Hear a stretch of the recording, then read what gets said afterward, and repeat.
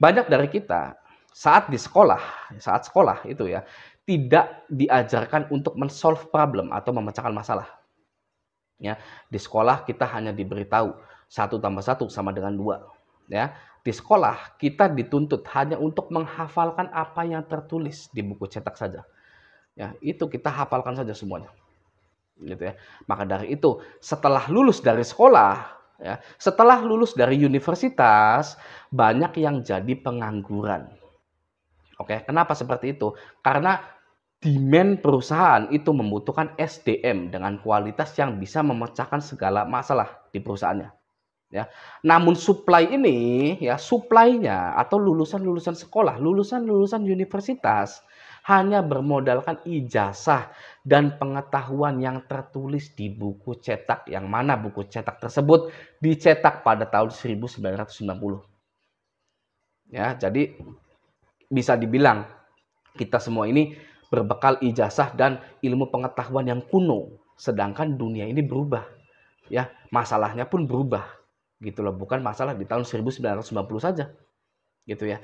Jadi tidak ada yang spesial dalam diri kita ini, gitu loh. Ya makanya ya pengangguran itu banyak banyak sekali gitu loh. Karena tidak ada yang spesial gitu loh, ya.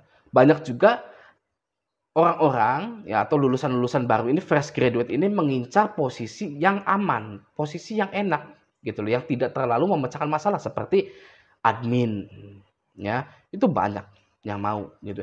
Admin kan tidak memecahkan masalah, hanya input data ya gitu ya, input data. Oh, ini barang masuk, barang keluar gitu kan ya. Ini akuntansinya gitu kan ya. Terus merakit di pabrik gitu ya. Itu banyak sekali misalkan di Cikarang gitu ya. Kita semua tahu gitu ya, di Cikarang kalau buka satu pabrik, buka lowongan itu ribuan ya, berdesak-desakan, injak-injakan kalau bisa. Ya itu bawa amplop coklat gitu. Amplop coklatnya itu wah ya ditenteng-tenteng sampai lecek gitu ya. Itu banyak sekali ya. Karena dari dalam ya alam bawah sadar kita, kita tidak bisa memecahkan masalah ya yang baru, yang modern gitu loh. Jadi saya itu ingin bekerja yang aman-aman saja, nginput data, merakit sesuatu gitu loh. Tapi kalau untuk apa namanya pekerjaan ya yang membutuhkan orang yang bisa apa memecahkan masalah gitu ya, itu sangat sedikit sekali yang ngelamar gitu loh. Maka dari itu banyaknya pengangguran gitu ya. Sampai-sampai ya karena kita tidak pernah atau tidak mau memecahkan masalah, sampai-sampai masalah pinjaman online pun banyak yang tidak bisa menghadapinya. Ya, karena Anda tidak pernah memecahkan masalah gitu loh, ya. Sekolah pun belasan tahun hanya menuntut Anda menghafal buku cetak saja yang dicetak pada tahun 1990. Ya. Ketika jatuh tempo datang, ketika pinjol ini datang, ya yang mana masalah baru, masalah modern gitu ya. Karena belasan tahun tidak pernah memecahkan masalah, pinjol menagih, Anda bingung. Ya bingung gimana ini? Ya, memecahkannya ini gimana ini? Ya, bingung kan ya. Bahkan sebelum jatuh tempo pun, sebelum debt collector itu menagih, Anda sudah kebingungan 3 hari sebelum jatuh tempo itu, ya. Jadi urutannya yang pertama bingung. Bingung dulu ya ketika ingin jatuh tempo gitu. Bingung. Bagaimana saya melunasi pinjol ini? Ya. Jika bingung itu tidak tersolve ya selama beberapa hari ya naik tingkatan. Ya, menjadi cemas gitu ya. Nah, ketika cemas tidak terselesaikan dalam beberapa hari, naik lagi tingkatannya menjadi panik. Oke. Setelah panik tidak terselesaikan akan mendatangkan action yang tidak baik. Oke. Apa contohnya action yang tidak baik? Action yang membabi buta ya, seperti jual rumah, gade BPKB, ya, gali lubang tutup lubang. Ya, yang terparahnya ya karena sudah mentok ya tidak ada ilmu tentang gagal bayar ya. Yang paling parahnya mengakhiri hidup. Oke ya. Nah, kalau kita lebih dalami lagi ya permasalahan modern ini, permasalahan pinjol ini, ya. Pinjol itu bukanlah masalah. Ya, saya mau ngomong pinjol itu hanyalah masalah kecil itu kurang enak didengarnya gitu loh ya. Jadi saya lebih memilih kalimat pinjol itu bukan masalah. Ya. Orang yang sudah sering bermasalah nih ya, misalkan ada orang yang sudah sering menghadapi masalah dan merenung lalu belajar dari kesalahannya, jika dihadapkan hutang pinjol, yang mana hutang pinjol itu adalah masalah yang baru, masalah modern, hutang pinjol yang menumpuk dan tidak tahu harus berbuat apa karena masalah modern, ya, dengan bekal permasalahannya yang sudah dia lewati dan pelajari, orang ini akan berpikir semua masalah pasti berlalu. Ya, itu ujungnya seperti itu. Itu lebih baik seperti itu. Ya, karena orang ini sudah ya dari masa lalunya itu sudah sering menghadapi masalah, sudah sering men-solve problem, ya. Dia menarik kesimpulan masalah ini akan berlalu. Itu lebih baik seperti itu. Gitu ya. Bahkan jika orang itu bijaksana, dia akan berpikir seperti ini. Gagal bayar pinjol, oke, ya. Tapi ya, hidup itu sementara kok. Ya, uang hidup itu sementara kok, ya. Ngapain dipusingin gitu ya. Ini hanyalah bumbu-bumbu yang ada di kehidupan saja, ya. Dia akan berpikir bisa jadi ini adalah tanda bahwa kesuksesan saya telah tiba. Ya, telah tiba. Jadi stok gagal saya itu, stok masalah saya itu ya sudah habis dan ini adalah kesuksesan saya yang sedang tiba.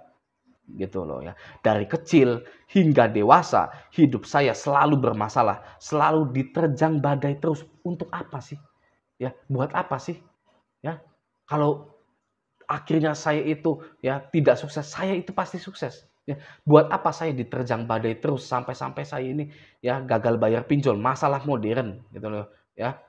Tapi akhirnya saya percaya, saya melihat tanda ya, bahwa badai ini akan berlalu dan terbitlah matahari ya. Kesuksesan saya telah tiba.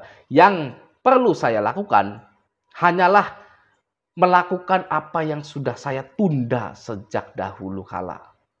Ya, seperti itu gitu ya. Jadi ya bagi Anda yang gagal-gagal bayar pinjol, yang dari dulu sampai sekarang bermasalah terus ya, itu mungkin tanda ya bahwa kesuksesan Anda sudah tiba. Ya, Anda hanya perlu melakukan apa yang Anda tunda sejak dulu. Kalau Anda ingin buka usaha, buka, pasti sukses. Ya, Anda ingin kerja di situ, lamar, pasti keterima. Gitu. Ya, oke ya. Nah, saya pribadi sempat berpikir seperti ini, bahwa gagal bayar di pinjol itu adalah takdir. Nah, itu takdir ya. Ini pendapat pribadi saya, boleh setuju, boleh tidak gitu loh ya, masalah takdir nasib itu gitu ya. Ini pendapat pribadi saya bahwa gagal bayar itu adalah takdir. Mau dilawan sebagaimanapun ya, mau dilawan sekeras apapun ya, dibayar pakai apapun tetap saja gagal bayar ujungnya.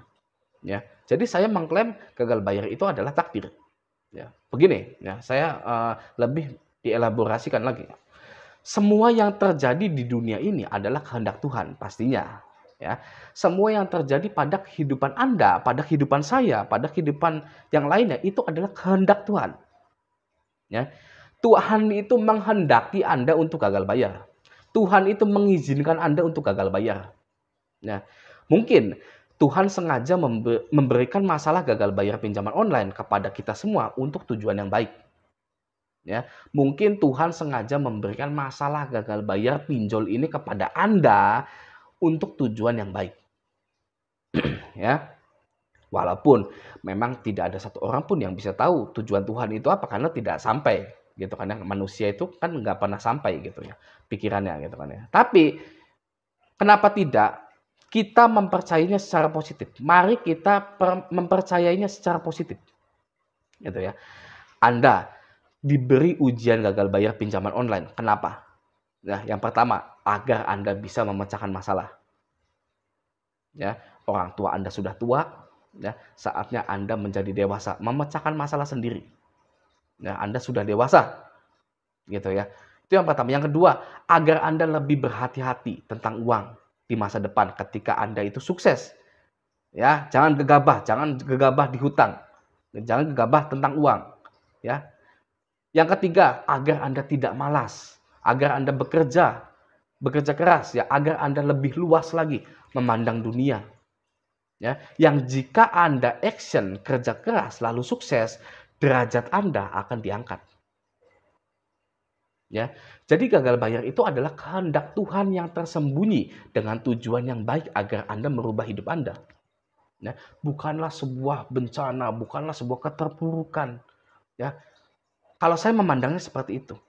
Ya, pada saat saya gagal bayar pinjaman online, ya, itu saya loh, itu pengalaman pribadi saya, gitu loh ya. Saya menganggap ini bukanlah suatu keterpurukan dan Anda pun harus seperti itu. Ya, ini adalah kesuksesan di depan mata. Saya hanya perlu melakukan apa yang saya tunda sejak dulu kala. Ya, akhirnya saya sukses gitu ya. Saya mendoakan juga Anda itu sukses gitu ya. Mari kita bersama-sama berdoa untuk kesuksesan kita semua di sini. Oke ya.